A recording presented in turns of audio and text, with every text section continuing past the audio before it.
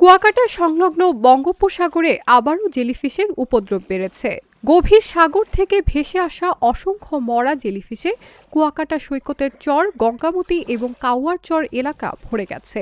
জাল ফেললে মাছের বদলে জেলিফিশ উঠছে। এতে জালের ক্ষতি এবং স্বাস্থ্য ঝুঁকি তৈরি হয়। অনেক জেলে মাছ ধরা বন্ধ রেখেছেন।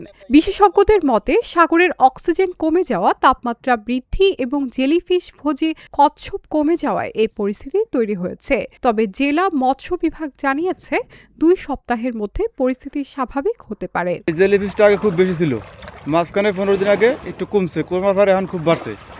এই জেলিফিশ হাতে লাগলে খুব চুল। নোনা বর্তমানে মাঝখানে কম ছিল, আর নোনা আবার বাড়ছে। বাড়ার কারণে আমরা জালে মানে নোনা বাজে বেশি, মাছ ধরতে পারি না, হাতে লাগলে হাত চুল কয়েকছে। একটু নোনা কম ছিল, এখন আবার বাড়ছে জম্বল। এখন মনে করেন এই যে আবার সামনে 2 মাসে অবরোধ আইতেছে, এইভাবে চললে মনে করেন জ্বালিয়ে তো কোনো উপায় নেই। 2 মাসে অবরোধ আইতেছে না, এই 1-1.5 মাস পরে অবরোধ।